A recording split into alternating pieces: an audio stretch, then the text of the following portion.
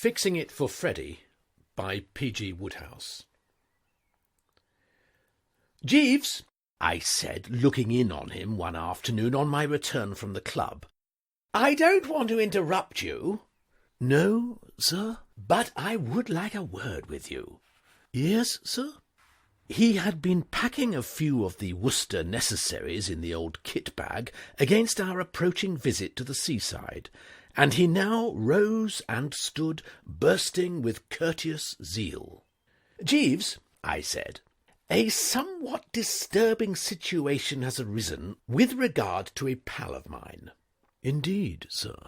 "You know Mr. Bullivant?" "Yes, sir." "Well, I slid into the drones this morning for a bite of lunch and found him in a dark corner of the smoking room, looking like the last rose of summer. Naturally, I was surprised. You know what a bright lad he is as a rule, the life and soul of every gathering he attends." "Yes, sir." "Quite the little lump of fun, in fact." "Precisely, sir." "Well, I made inquiries, and he told me that he had had a quarrel with the girl he's engaged to. You knew he was engaged to Miss Elizabeth Vickers?" "Yes, sir. I recall reading the announcement in the Morning Post." "Well, he isn't any longer. What the row was about he didn't say, but the broad facts, Jeeves, are that she has scratched the fixture. She won't let him come near her, refuses to talk on the phone, and sends back his letters unopened." "Extremely trying, sir." "We ought to do something, Jeeves. But what?" "It is somewhat difficult to make a suggestion, sir." "Well, what I'm going to do for a start is to take him down to Marvis Bay with me. I know these birds who have been handed their hat by the girl of their dreams, Jeeves. What they want is complete change of scene." "There is much in what you say, sir." "Yes, change of scene is the thing. I heard of a man, girl refused him, man went abroad, 2 months later, girl wired him, come back, Muriel. Man started to write out a reply, suddenly found that he couldn't remember girl's surname, so never answered at all, and lived happily ever after. It may well be, Jeeves, that after Freddie Bullivant has had a few weeks of Marvis Bay, he will get completely over it." "Very possibly, sir." "And if not, it is quite likely that, refreshed by sea air and good simple food, you will get a brainwave and think up some scheme for bringing these two misguided blighters together again." "I will do my best, sir." "I knew it, Jeeves, I knew it. Don't forget to put in plenty of socks." "No, sir." "Also of tennis shirts, not a few." "Very good, sir." I left him to his packing, and a couple of days later we started out for Marvis Bay, where I had taken a cottage for July and August. I don't know if you know Marvis Bay. It's in Dorsetshire, and while not what you would call a fiercely exciting spot, has many good points. You spend the day there, bathing and sitting on the sands, and in the evening you stroll out on the shore with the mosquitoes. At 9 p.m. you rub ointment onto the wounds and go to bed. It was a simple, healthy life, and it seemed to suit poor old Freddie absolutely. Once the moon was up and the breeze sighting in the trees, you couldn't drag him from that beach with ropes. He became quite a popular pet with the mosquitoes. They would hang around waiting for him to come out, and would give a miss to perfectly good strollers just so as to be in good condition for him. It was during the day that I found Freddie, poor old chap, a trifle heavy as a guest. I suppose you can't blame a bloke whose heart is broken, but it required a good deal of fortitude to bear up against this gloom-crushed exhibit during the early days of our little holiday. When he wasn't chewing a pipe and scowling at the carpet, he was sitting at the piano playing The Rosary with one finger. He couldn't play anything except The Rosary, and he couldn't play much of that. However firmly and confidently he started off, somewhere around the third bar a fuse would blow out and he would have to start all over again. He was playing it as usual one morning when I came in from bathing, and it seemed to me that he was extracting more hideous melancholy from it even than usual, nor had my senses deceived me. "Bertie," he said in a hollow voice, skidding on the fourth crotchet from the left as you enter the second bar, and producing a distressing sound like the death rattle of a sand eel. "I've seen her." "Seen her?" I said. "What, Elizabeth Vickers? How do you mean you've seen her? She isn't down here?" "Yes, she is. I suppose she's staying with relations or something. I was down at the post office, seeing if there were any letters, and we met in the doorway." "What happened?" "She cut me dead." He started the rosary again and stubbed his finger on his semi-quaver. "Bertie," he said, "you ought never to have brought me here. I must go away." "Go away? Don't talk such rot. This is the best thing that could have happened. It's a most amazing bit of luck, her being down here. This is where you come out strong." "She cut me." "Never mind. Be a sportsman. Have another dash at her." "She looked clean through me." "Well, don't mind that. Stick at it. Now, having got her down here, what you want," I said, "is to place her under some obligation to you. What you want is to get her timidly thanking you." "What you want? What's she going to thank me timidly for?" I thought for a while. Undoubtedly he had put his finger on the nub of the problem. For some moments I was at a loss, not to say nonplussed. Then I saw the way. "What you want," I said, "is to look out for a chance and save her from drowning." "I can't swim." That was Freddie Bullivant all over.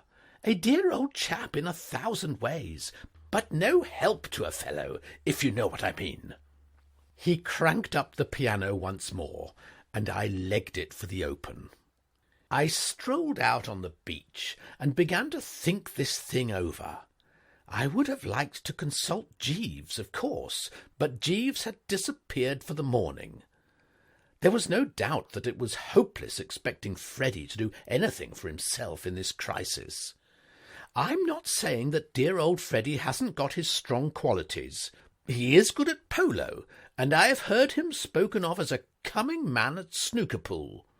But apart from this, you couldn't call him a man of enterprise.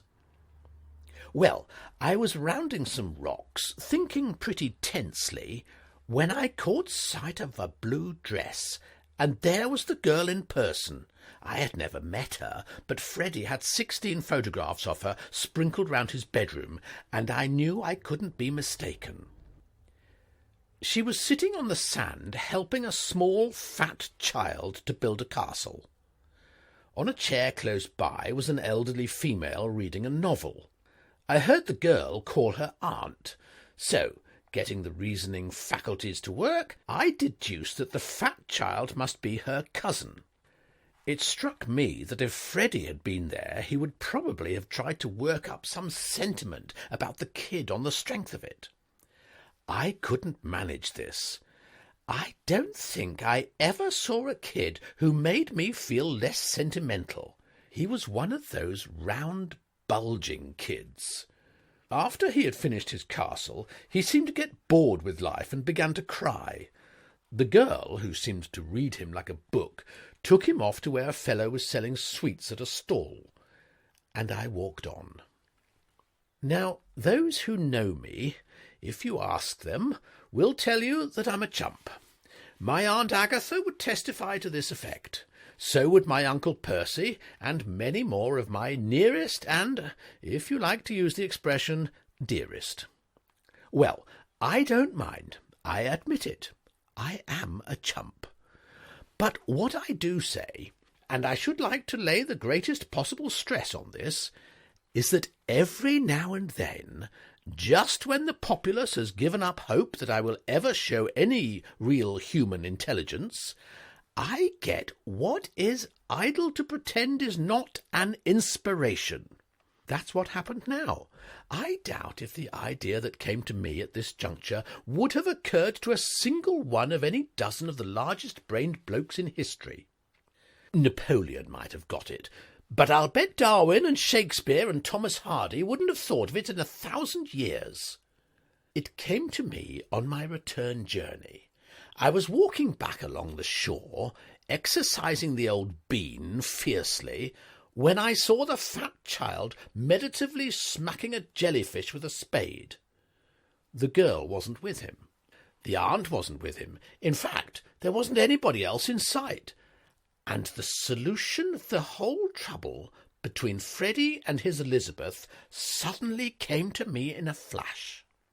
From what I had seen of the two, the girl was evidently fond of this kid, and anyhow he was her cousin, so what I said to myself was this: if I kidnap this young heavyweight for a brief space of time, and if, when the girl has got frightfully anxious about where he can have got to, dear old Freddie suddenly appears, leading the infant by the hand and telling him a story to the effect that he found him wandering at large about the country and practically saved his life, the girl's gratitude is bound to make her chuck hostilities and be friends again.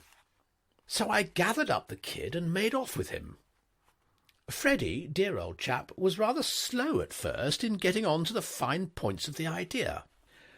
When I appeared at the cottage carrying the child and dumped him down in the sitting-room, he showed no joy whatever. The child had started to bellow by this time, not thinking much of the thing, and Freddie seemed to find it rather trying. "What the devil's all this?" he asked, regarding the little visitor with a good deal of loathing. The kid loosed off a yell that made the windows rattle, and I saw that this was a time for strategy. I raced to the kitchen and fetched a pot of honey. It was the right idea. The kid stopped bellowing and began to smear his face with the stuff. "Well," said Freddie, when silence had set in. I explained the scheme. After a while it began to strike him. The careworn look faded from his face, and for the first time since his arrival at Marvis Bay he smiled, almost happily.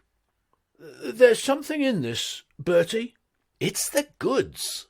"I think it will work," said Freddie, and disentangling the child from the honey, he led him out. "I expect Elizabeth will be on the beach somewhere," he said. What you might call a quiet happiness suffused me, if that's the word I want. I was very fond of old Freddie, and it was jolly to think that he was shortly about to click once more. I was leaning back in a chair on the veranda, smoking a peaceful cigarette, when down the road I saw the old boy returning, and, by George, the kid was still with him. "Hello," I said. "Couldn't you find her?" I then perceived that Freddie was looking as if he had been kicked in the stomach. "Yes, I found her," he replied, with one of those bitter, mirthless laughs you read about. "Well, then?" He sank into a chair and groaned. "This isn't her cousin, you idiot," he said. "It's no relation at all. Just a kid she met on the beach. She had never seen him before in her life. But she was helping him build a sandcastle. I don't care. He's a perfect stranger." It seemed to me, if the modern girl goes about building sandcastles with kids she has only known for 5 minutes, and probably without a proper introduction at that, then all that has been written about her is perfectly true. Brazen is the word that seems to meet the case. I said as much to Freddie, but he wasn't listening. "Well, who is this ghastly child, then?" I said. "I don't know. Oh, Lord, I've had a time." Thank goodness you will probably spend the next few years of your life in Dartmoor for kidnapping. That's my only consolation. I'll come and jeer at you through the bars on visiting days." "Tell me all, old man," I said. He told me all. It took him a good long time to do it, for he broke off in the middle of nearly every sentence to call me names, but I gradually gathered what had happened. The girl Elizabeth had listened like an iceberg while he worked off the story he had prepared, and then, well, she didn't actually call him a liar in so many words, but she gave him to understand in a general sort of way that he was a worm and an outcast. And then he crawled off with the kid, licked to a splinter. "And mind," he concluded, "this is your affair. I'm not mixed up in it at all. If you want to escape your sentence, or anyway get a portion of it remitted, you'd better go and find the child's parents and return him before the police come for you." "Who are his parents?" "I don't know." "Where do they live?" "I don't know." The kid didn't seem to know either. A thoroughly vapid and uninformed infant. I got out of him the fact that he had a father, but that was as far as he went. It didn't seem ever to have occurred to him, chatting of an evening with the old man, to ask him his name and address. So, after a wasted 10 minutes, out we went into the great world, more or less what you might call at random. I give you my word that until I started to tramp the place with this child, I never had a notion that it was such a difficult job restoring a son to his parents. How kidnappers ever get caught is a mystery to me. I searched Marvis Bay like a bloodhound, but nobody came forward to claim the infant. You would have thought, from the lack of interest in him, that he was stopping there all by himself in a cottage of his own. It wasn't till, by another inspiration, I thought to ask the sweet stall man that I got on the track. The sweet stall man, who seemed to have seen a lot of him, said that the child's name was Kegworthy, and that his parents lived at a place called Ocean Rest. It then remained to find Ocean Rest. And eventually, after visiting Ocean View, Ocean Prospect, Ocean Breeze, Ocean Cottage, Ocean Bungalow, Ocean Nook, and Ocean Homestead, I trailed it down. I knocked at the door. Nobody answered. I knocked again. I could hear movements inside, but nobody appeared. I was just going to get to work with that knocker in such a way that it would filter through these people's heads that I wasn't standing there just for the fun of the thing, when a voice from somewhere above shouted, "Hi!" I looked up and saw a round pink face with grey whiskers east and west of it, staring down at me from an upper window. "Hi!" it shouted again. "You can't come in." "I don't want to come in." "Because... Oh, is that Tootles?" "My name is not Tootles. Are you Mr. Kegworthy? I've brought back your son." "I see him. Peebo, Tootles. Daddy can't see you." The face disappeared with a jerk. I could hear voices. The face reappeared. "Hi!" I churned the gravel madly. This blighter was giving me the pip. Do you live here?" asked the face. "I have taken a cottage here for a few weeks." "What's your name?" "Wooster." "Oh, fancy that. Do you spell it Worcester or Wooster? W-O-O. I ask because I once knew a Miss Wooster called W-O-O. I had about enough of this spelling bee. "Will you open the door and take this child in?" I mustn't open the door. This Miss Wooster that I knew married a man named Spencer. Was she any relation?" "She is my Aunt Agatha," I replied, and I spoke with a good deal of bitterness, trying to suggest by my manner that he was exactly the sort of man, in my opinion, who would know my Aunt Agatha. He beamed down at me. "This is most fortunate. We were wondering what to do with Tootles. You see, we have mumps here. My daughter Bootles has just developed mumps. Tootles must not be exposed to the risk of infection. We could not think what to do with him. It was most fortunate your finding the dear child. He strayed from his nurse. I would hesitate to trust him to a stranger, but you are different. Any nephew of Mrs. Spencer's has my complete confidence. You must take Tootles into your house. It will be an ideal arrangement. I have written to my brother in London to come and fetch him. He may be here in a few days." "May?" "Oh, he is a busy man, of course, but he should certainly be here within a week. Till then, Tootles can stop with you. It is an excellent plan. Very much obliged to you. Your wife will like Tootles." "I haven't got a wife," I yelled, but the window had closed with a bang, as if the man with whiskers had found a germ trying to escape and had headed it off just in time. I breathed a deep breath and wiped the old forehead. The window flew up again. "Hi!" A package weighing about a ton hit me on the head and burst like a bomb. "Did you catch it?" said the face, reappearing. "Oh, dear me, you missed it. Never mind, you can get it at the grocer's. Ask for Bailey's granulated breakfast chips. Tootles takes them for breakfast with a little milk. Not cream, milk. And be sure to get Bailey's." "Yes, but—" The face disappeared, and the window was banged down again. I lingered a while, but nothing else happened. So, taking Tootles by the hand, I walked slowly away. And as we turned up the road, we met Freddie's Elizabeth. "Well, baby," she said, citing the kid. "So Daddy found you again, did he? Your little son and I made great friends on the beach this morning," she said to me. This was the limit. Coming on top of that interview with the whiskered lunatic, it so utterly unnerved me that she nodded goodbye and was halfway down the road before I caught up with my breath enough to deny the charge of being the infant's father.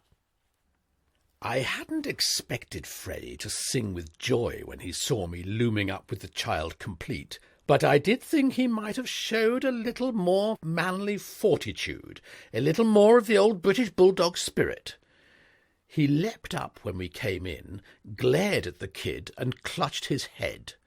He didn't speak for a long time, but, to make up for it, when he began, he did not leave off for a long time. "Well," he said, when he had finished the body of his remarks, "say something. Heavens, man, why don't you say something?" "If you'll give me a chance, I will," I said, and shot the bad news.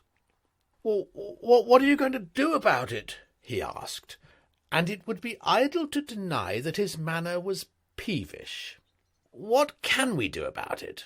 "We? What do you mean, we? I'm not going to spend my time taking turns as a nursemaid to this excrescence.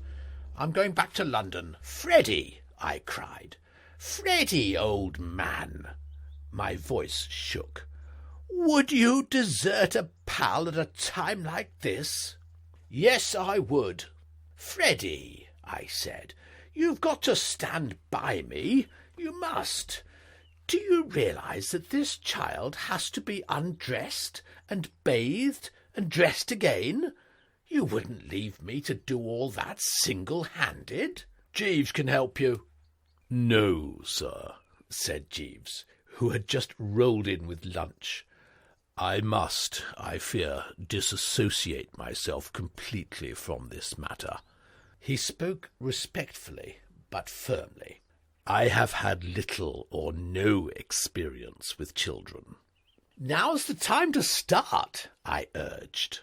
"No, sir. I am sorry to say that I cannot involve myself in any way." "Then you must stand by me, Freddie." "I won't." "You must. Reflect, old man. We have been pals for years. Your mother likes me." "No, she doesn't." "Well, anyway, we were at school together, and you owe me a tenner." "Oh, well," he said in a resigned sort of voice. "Besides, old thing," I said, "I did it all for your sake, you know."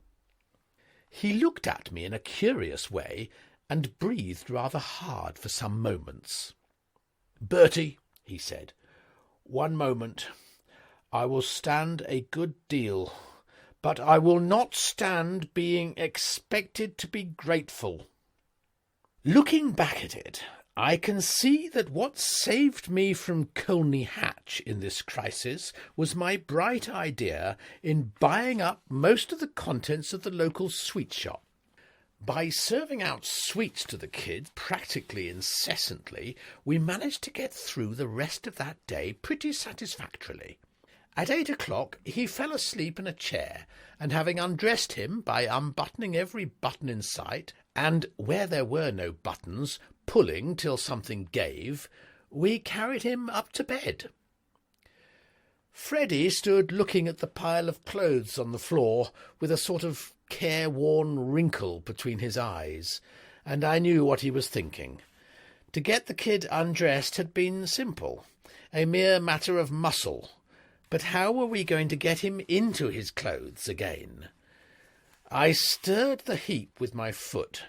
There was a long linen arrangement which might have been anything, also a strip of pink flannel which was like nothing on earth, all most unpleasant. But in the morning I remembered that there were children in the next bungalow but one, and I went there before breakfast and borrowed their nurse. Women are wonderful, by Jove, they are. This nurse had all the spare parts assembled and in the right places in about 8 minutes, and there was the kid, dressed and looking fit to go to a garden party at Buckingham Palace. I showered wealth upon her, and she promised to come in morning and evening. I sat down to breakfast almost cheerful again. It was the first bit of silver lining that had presented itself to date. "And after all," I said, "there's lots to be argued in favour of having a child about the place, if you know what I mean. Kind of cosy and domestic, what?" Just then the kid upset the milk over Freddie's trousers, and when he had come back after changing, he lacked sparkle. It was shortly after breakfast that Jeeves asked if he could have a word in my ear. Now, though in the anguish of recent events I had rather tended to forget what had been the original idea in bringing Freddie down to this place, I hadn't forgotten it altogether, and I'm bound to say that as the days went by I had found myself a little disappointed in Jeeves. The scheme had been, if you recall, that he should refresh himself with sea air and simple food, and having thus got his brain into prime working order, evolve some means of bringing Freddie and his Elizabeth together again. And what had happened? The man had eaten well, and he had slept well, but not a step did he appear to have taken towards bringing about the happy ending.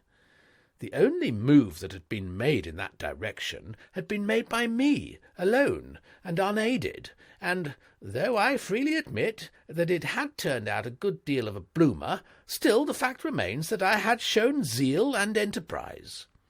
Consequently, I received him with a bit of hauteur when he blew in, slightly cold, a trifle frosty. "Yes, Jeeves," I said. "You wished to speak to me." "Yes, sir." "Well, say on, Jeeves," I said. "Thank you, sir. What I desired to say, sir, was this. I attended a performance at the local cinema last night." I raised the eyebrows. I was surprised at the man. With life in the home so frightfully tense, and the young master up against it to such a fearful extent, I disapproved of him coming toddling in and prattling about his amusements. "I hope you enjoyed yourself," I said in rather a nasty manner. "Yes, sir, thank you. The management was presenting a super film in 7 reels. dealing with life in the wilder and more feverish strata of New York society, featuring Bertha Blevitch, Orlando Murphy, and Baby Bobby. I found it most entertaining, sir. Oh, that's good, I said. And if you have a nice time this morning on the sands with your bucket and spade, you will come and tell me about it, won't you? I have so little on my mind just now that it's a treat to hear all about your happy holiday. Satirical, if you see what I mean. Sarcastic. Almost bitter, as a matter of fact, if you come right down to it. The title of the film was Tiny Hands, sir, and the father and mother of the character played by Baby Bobby had unfortunately drifted apart. Too bad, I said, although at heart they loved each other still, sir. Did they really? I'm glad you told me that. And no matters went on, sir, till came a day when— Jeeves, I said, fixing him with a dashed unpleasant eye, what the dickens do you think you're talking about? Do you suppose that, with this infernal child landed on me, and the peace of the home practically shattered into a million bits, I want to hear— I beg your pardon, sir. I would not have mentioned the cinema performance were it not for the fact that it gave me an idea, sir. An idea?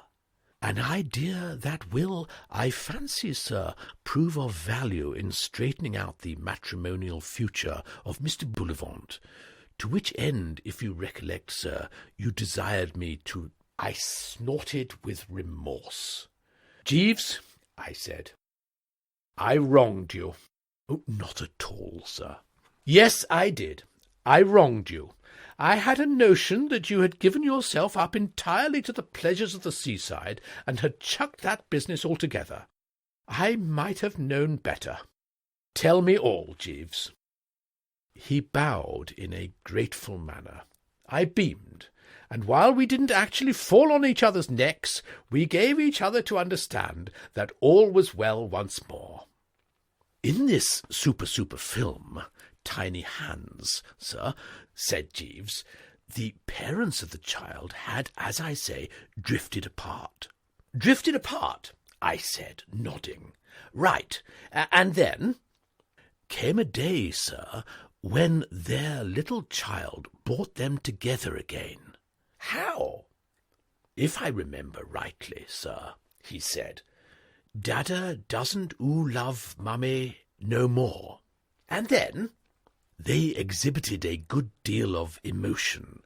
There was what I believe is termed a cutback, showing scenes from their courtship and early married life, and some glimpses of lovers through the ages. And the picture concluded with a close-up of the pair in an embrace, with the child looking on with natural gratification, and an organ playing Hearts and Flowers in the distance. Proceed, Jeeves, I said. You interest me strangely. I begin to grasp the idea. You mean— I mean, sir, that with this young gentleman on the premises, it might be possible to arrange a denouement of a somewhat similar nature in regard to Mr. Bullivant and Miss Vickers. Aren't you overlooking the fact that this kid is no relation of Mr. Bullivant or Miss Vickers? Even with that handicap, sir, I fancy that good results might ensue. I think that if it were possible to bring Mr. Bullivant and Miss Vickers together for a short space of time in the presence of the child, sir, and if the child were to say something of a touching nature— I follow you absolutely, Jeeves, I cried with enthusiasm. It's big. This is the way I see it. We lay the scene in this room. Child centre, girl LC, Freddie upstage playing the piano. Oh, no, that won't do.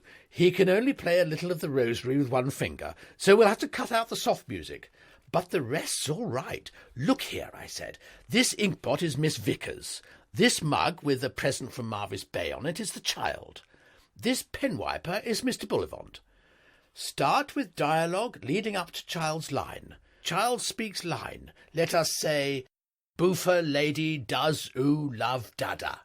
Business of outstretched hands. Hold picture for a moment. Freddie crosses. One takes girl's hand. Business of swallowing lump in throat. Then big speech. Ah, Elizabeth, has not this misunderstanding of ours gone on too long? See, a little child rebukes us, and so on. I'm just giving you the general outline. Freddie must work up his own part, and we must get a good line for the child. Boofer lady does oo love dada isn't definitive enough. We want something more. If I might make the suggestion, sir. Yes? I would advocate the words kiss Freddie. It is short, readily memorized, and has what I believe is technically termed the punch. Genius, Jeeves. Thank you very much, sir. Kiss Freddie it is, then. But I say, Jeeves, how the deuce are we to get them together in here? Miss Vickers cuts Mr. Bullivant. She wouldn't come within a mile of him. It is awkward, sir. It doesn't matter. We shall have to make it an exterior set instead of an interior. We can easily corner her on the beach somewhere when we're ready. Meanwhile, we must get the kid word perfect. Yes, sir. Right. First rehearsal for lines and business at 11 sharp tomorrow morning. Poor old Freddie was in such a gloomy frame of mind, I decided not to tell him the idea till we had finished coaching the child. He wasn't in the mood to have a thing like that hanging over him, so we concentrated on Tootles. And pretty early in the proceedings we saw that the only way to get Tootles worked up to the spirit of the thing was to introduce sweets of some sort as a sub-motive, so to speak. "The chief difficulty, sir," said Jeeves at the end of the first rehearsal, "is, as I envisage it, to establish in the young gentleman's mind a connection between the words we desire him to say and the refreshment." "Exactly," I said. "Once the blighter has grasped the basic fact that these two words, clearly spoken, result automatically in chocolate nougat, we have got a success." I've often thought how interesting it must be to one of those animal trainer blokes to stimulate the dawning intelligence and all that. Well, this was every bit as exciting. Some days success seemed to be staring us in the eyeball, and the kid got out the line as if he had been an old professional. And then he would all go to pieces again, and time was flying. "We must hurry up, Jeeves," I said. "The kid's uncle may arrive any day now and take him away." "Exactly, sir." "And we have no understudy." "Very true, sir." "We must work. I must say, this child is a bit discouraging at times. I should have thought a deaf mute would have learned his part by now. I will say this for the kid, though. He was a trier. Failure didn't damp him. Whenever there was any kind of sweet in sight, he had a dash at his line, and kept saying something till he had got what he was after. His chief fault was his uncertainty. Personally, I would have been prepared to risk opening in the act, and was ready to start the public performance at the first opportunity. But Jeeves said no. "I would not advocate undue haste, sir," he said. "As long as the young gentleman's memory refuses to act with any certainty, we are running grave risks of failure. To-day, if you recollect, sir, he said, 'Kick, Freddie.' This is not a speech to win a young lady's heart, sir." "No, and she might do it, too. You're right. We must postpone production." But by Jove, we didn't. The curtain went up the very next afternoon. It was nobody's fault, certainly not mine. It was just fate. Jeeves was out, and I was alone in the house with Freddie and the child. Freddie had just settled down at the piano, and I was leading the kid out of the place for a bit of exercise, when, just as we'd got on the veranda, along came the girl Elizabeth on her way to the beach. and at the sight of her the kid set up a matey yell, and she stopped at the foot of the steps. "Hello, baby," she said. "Good morning," she said to me. "May I come up?" She didn't wait for an answer. She just hopped onto the veranda.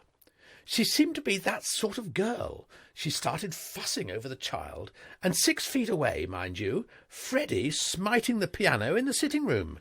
It was a dashed disturbing situation. Take it from Bertram. At any minute, Freddie might take it into his head to come out on the veranda, and I hadn't even begun to rehearse him on his part. I tried to break up the scene. "We were just going down to the beach," I said. "Yes," said the girl. She listened for a moment.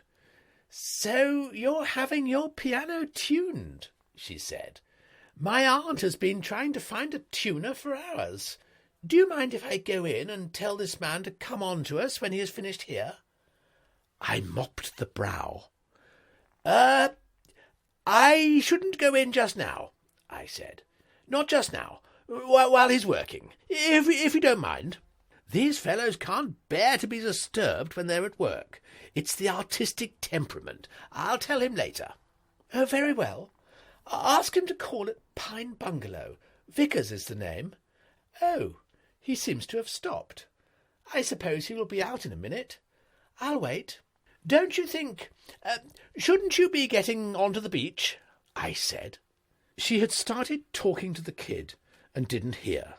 She was feeling in her bag for something. The beach," I babbled. "See what I've got for you, baby," said the girl. "I thought I might meet you somewhere, so I bought some of your favourite sweets." And by Jove, she held up in front of the kid's bulging eyes a chunk of toffee about the size of the Albert Memorial. That finished it. We had just been having a long rehearsal, and the kid was all worked up on his part. He got it right first time. "Kiss Freddie!" he shouted, and the French windows opened, and Freddie came out onto the veranda, for all the world as if he had been taking a cue. "Kiss Freddie!" shrieked the child. Freddie looked at the girl, and the girl looked at him. I looked at the ground, and the kid looked at the toffee. "Kiss Freddie!" he yelled. "Kiss Freddie!" "What does this mean?" said the girl, turning on me. "You'd better give it him," I said. "He'll go on till you do, you know." She gave the kid the toffee, and he subsided. Freddie, poor ass, stood there gaping without a word. "What does it mean?" said the girl again. Her face was pink and her eyes were sparkling in the sort of way, don't you know, that makes a fellow feel as if he hadn't any bones in him, if you know what I mean. Yes, Bertram felt filleted. Did you ever tread on your partner's dress at a dance?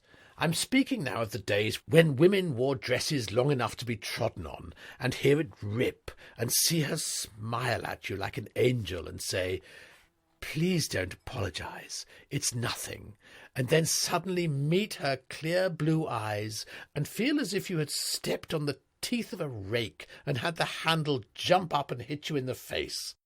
Well, that's how Freddie's Elizabeth looked. "Well?" she said, and her teeth gave a little click. I gulped. Then I said it was nothing. Then I said it was nothing much. Then I said, "Oh, well, it was this way." And I told her all about it. And all the while idiot Freddie stood there gaping without a word. Not one solitary yip had he let out of himself from the start. And the girl didn't speak either. She just stood listening. And then she began to laugh. I never heard a girl laugh so much. She leaned against the side of the veranda and shrieked.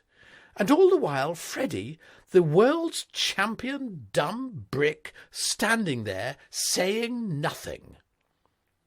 Well, I finished my story and sidled to the steps. I had said all I had to say, and it seemed to me that here the stage direction, "Exit cautiously," was written in my part. I gave poor old Freddie up in despair.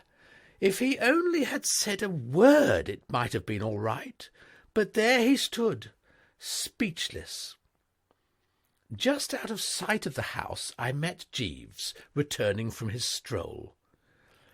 "Jeeves," I said, "it's all over. The thing's finished.